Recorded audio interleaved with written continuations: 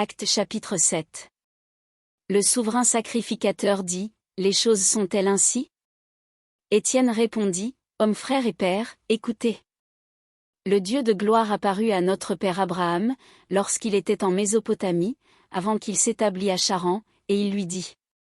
Quitte ton pays et ta famille, et va dans le pays que je te montrerai.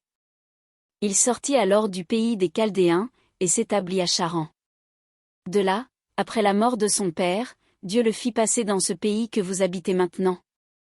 Il ne lui donna aucune propriété en ce pays, pas même de quoi poser le pied, mais il promit de lui en donner la possession, et à sa postérité après lui, quoiqu'il n'eût point d'enfant. Dieu parla ainsi, sa postérité séjournera dans un pays étranger, on la réduira en servitude et on la maltraitera pendant 400 ans. Mais la nation à laquelle ils auront été asservis, c'est moi qui la jugerai, dit Dieu. Après cela, ils sortiront, et ils me serviront dans ce lieu-ci. Puis Dieu donna à Abraham l'alliance de la circoncision, et ainsi, Abraham, ayant engendré Isaac, le circoncis le 8e jour, Isaac engendra et circoncis Jacob, et Jacob les 12 patriarches. Les patriarches, jaloux de Joseph, le vendirent pour être emmenés en Égypte. Mais Dieu fut avec lui, et le délivra de toutes ses tribulations, il lui donna de la sagesse et lui fit trouver grâce devant Pharaon, roi d'Égypte, qu'il établit gouverneur d'Égypte et de toute sa maison.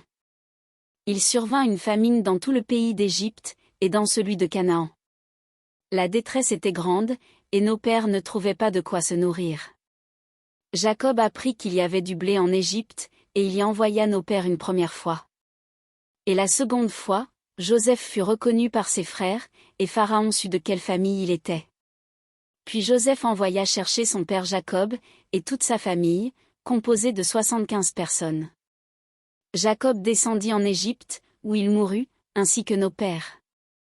Et ils furent transportés à Sichem, et déposés dans le sépulcre qu'Abraham avait acheté, à prix d'argent, des fils des morts, père de Sichem. Le temps approchait où devait s'accomplir la promesse que Dieu avait faite à Abraham, et le peuple s'accrut et se multiplia en Égypte. Jusqu'à ce que parut un autre roi, qui n'avait pas connu Joseph.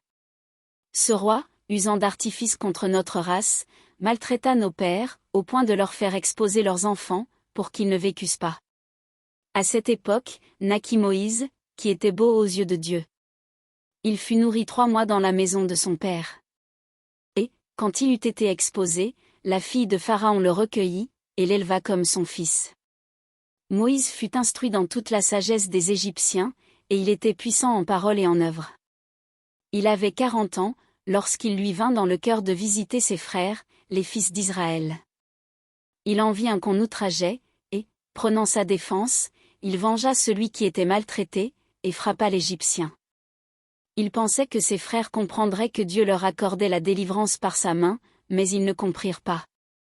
Le jour suivant, il parut au milieu d'eux comme ils se battaient, et il les exhorta à la paix. Hommes, dit-il, vous êtes frères, pourquoi vous maltraitez-vous l'un l'autre? Mais celui qui maltraitait son prochain le repoussa, en disant, qui t'a établi chef et juge sur nous? Veux-tu me tuer, comme tu as tué hier l'Égyptien? À cette parole, Moïse prit la fuite, et il alla séjourner dans le pays de Madian, où il engendra 2 fils. 40 ans plus tard, un ange lui apparut, au désert de la montagne de Sinaï, dans la flamme d'un buisson en feu.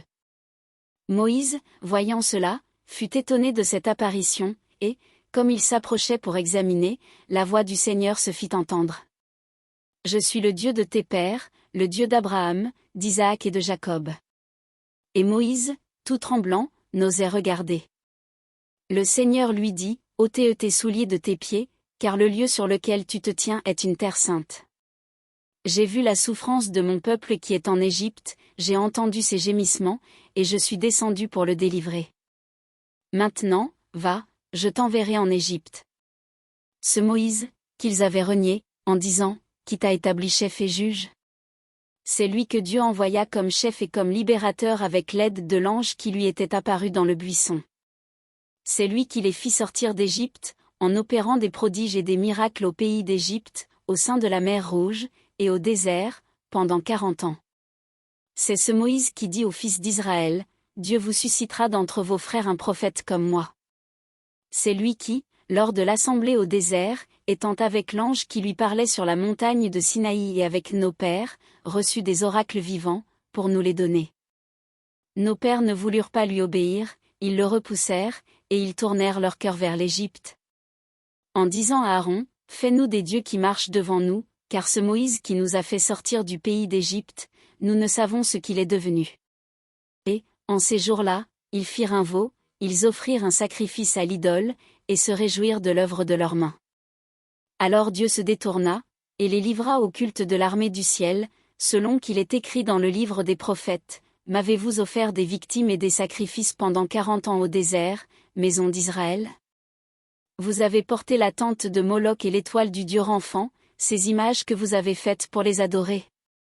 Aussi vous transporterai-je au-delà de Babylone. Nos pères avaient au désert le tabernacle du témoignage, comme l'avait ordonné celui qui dit à Moïse de le faire d'après le modèle qu'il avait vu. Et nos pères, l'ayant reçu, l'introduisirent, sous la conduite de Josué, dans le pays qui était possédé par les nations que Dieu chassa devant eux, et il y resta jusqu'au jour de David. David trouva grâce devant Dieu, et demanda d'élever une demeure pour le Dieu de Jacob. Et ce fut Salomon qui lui bâtit une maison. Mais le Très-Haut n'habite pas dans ce qui est fait de main d'homme, comme dit le prophète. Le ciel est mon trône, et la terre mon marchepied. Quelle maison me bâtirez-vous, dit le Seigneur, ou quel sera le lieu de mon repos? N'est-ce pas ma main qui a fait toutes ces choses? Homme au cou raide, incirconcis de cœur et d'oreille. Vous vous opposez toujours au Saint-Esprit.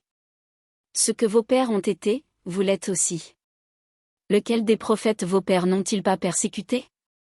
Ils ont tué ceux qui annonçaient d'avance la venue du juste, que vous avez livré maintenant, et dont vous avez été les meurtriers.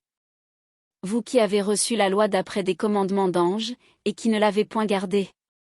En entendant ces paroles, ils étaient furieux dans leur cœur, et ils grinçaient des dents contre lui. Mais Étienne, rempli du Saint-Esprit, et fixant les regards vers le ciel, vit la gloire de Dieu et Jésus debout à la droite de Dieu. Et il dit, voici, je vois les cieux ouverts, et le Fils de l'homme debout à la droite de Dieu. Ils poussèrent alors de grands cris, en se bouchant les oreilles, et ils se précipitèrent tous ensemble sur lui. Le traînèrent hors de la ville, et le lapidèrent. Les témoins déposèrent leurs vêtements aux pieds d'un jeune homme nommé Saul. Et ils lapidaient Étienne, qui priait et disait, Seigneur Jésus, reçois mon esprit. Puis, s'étant mis à genoux, il s'écria d'une voix forte, Seigneur, ne leur impute pas ce péché. Et, après ces paroles, il s'endormit.